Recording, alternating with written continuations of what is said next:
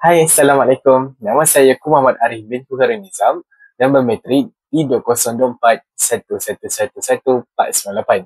Saya ialah pelajar daripada subjek kurikulum Debat Bahasa Melayu.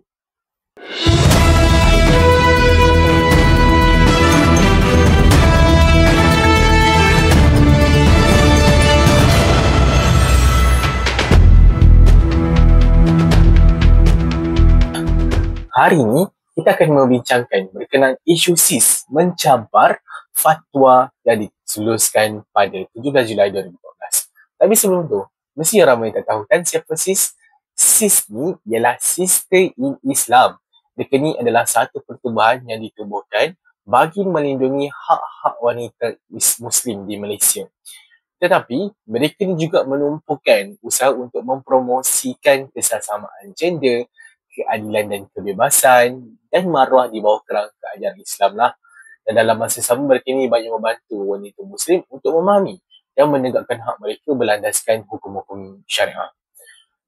Antara pengasas dia yang terkenal ini adalah Zainah Anwar, dan dia ni terkenal sebagai seorang pejuang hak wanita dan bekas ketua SIS sendiri selama lebih daripada 20 tahun. Tetapi kalau kita dengar tadi kan, SIS ni sangatlah positif. Sebab apa? Mereka ni membantu hak wanita, membantu untuk memahami lagi. Tapi, apakah yang menyebabkan mereka ni dikategorikan sebagai sesat oleh Fatwa Negeri Selangor?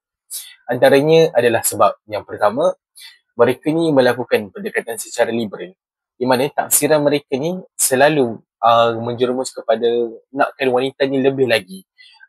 Dan dalam masa sama, mereka juga ada melakukan taksiran semula kepada hukum syarak. Dan pandangan mereka bahawasanya setiap agama ni adalah sama. Contohlah, pentafsiran mereka semula terhadap hukum Islam adalah berkaitan isu poligami, aurat, peranan lelaki dan perempuan, dan pembagian harta pusaka. Di mana mereka melakukan segala perkara ini dengan melalui pendekatan hak asasi moden, di mana bertentanganlah dengan ajaran agama Islam. Dan dalam masa sama juga, tindakan mereka ni ibarat menolak perkara-perkara yang telah diijtihadkan oleh para ulama seketika dahulu. Di mana Imam Syafi'i rahimahumullah pernah mengatakan satu dalil ini adalah dalil untuk kita mengikuti hukum-hukum syarak ni. Antaranya daripada surah An-Nisa ayat 119, dan barang siapa menentang Rasulullah setelah jelas kebenaran baginya dan mengikuti jalan yang bukan jalan orang-orang mukmin, kami biarkan di dalam kesesatan yang telah dilakukan itu dan akan kami masukkan dia ke dalam neraka Jahannam. Dan itulah seburuk-buruk tempat kembali. Makanya Imam Syafi'i mengatakan bahawa orang-orang mukmin itu merujuk kepada para fuqaha, kerana para fuqaha ni dah berkepelumus berbincang mencari penyelesaian terhadap isu-isu fiqh dan isu-isu syariah yang pun telah berlaku pada suatu ketika dahulu. Makanya kita ni sebagai orang biasa dan orang yang hakikatnya kurang ilmu lah berkenaan agama ni, tak boleh sewenang-wenangnya menolak dan apatah lagi kita mengubah hukum-hukum syarak tersebut. Sebab apa? Para fuqaha ni lebih tahu kenapa ditentukan begitu-begitu.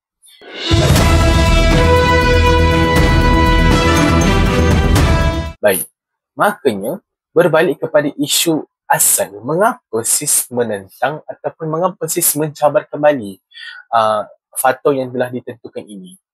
Di mana fatwa ni dia berkenaan apa tahu? Kalau awak semua tengok, dia berkenaan fatwa pemikiran liberalisme dan pluralisme agama.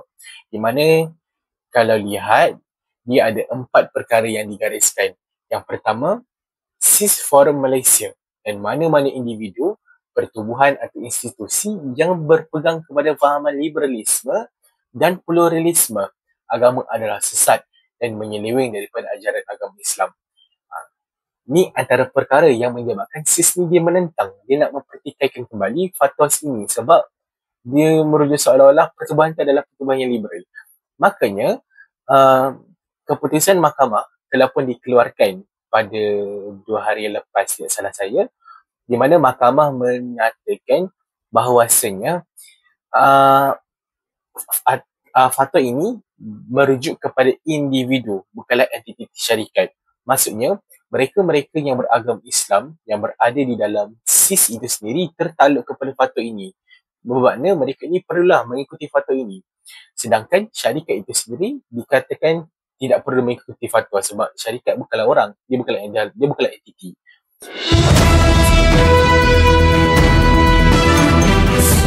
Baiklah, kesimpulannya, daripada isu ini dapat kita fahami dan kita pelajari berkenaan bagaimana Majlis Fatwa sendiri bertindak dalam mengeluarkan fatwa-fatwa bagi melindungi umat Islam di Malaysia sendiri. Sebab kita perlu tahu, Majlis Fatwa ni mereka mengeluarkan, contohnya fatwa isu SIS ini sendiri adalah bagi mengelakkan daripada kita ni terlalu terikut-ikut dengan perkara-perkara yang bertentangan dari syarak. Selain daripada itu juga, kita juga dapat melihat bagaimana mahkamah di Malaysia sendiri berfungsi. Sebab kita perlu tahu, isu cabaran ni yang dikeluarkan oleh SIS ni dah lama. Daripada tahun berapa saya tak ingat. Cumanya kita dapat lihatlah daripada isu ini diusulkan di mahkamah rendah, ke mahkamah tinggi dan ke mahkamah persekutuan yang baru-baru ni. Baik. Makanya kita sebagai orang Islam di Malaysia perlulah sentiasa mengikuti dan memahami bahawasanya selagi mana kita Islam, kita perlu ikut fatwa yang telah pun dikeluarkan di negeri-negeri maupun fatwa kebangsaan. Baiklah, itu sahaja dari saya. Sekian, terima kasih.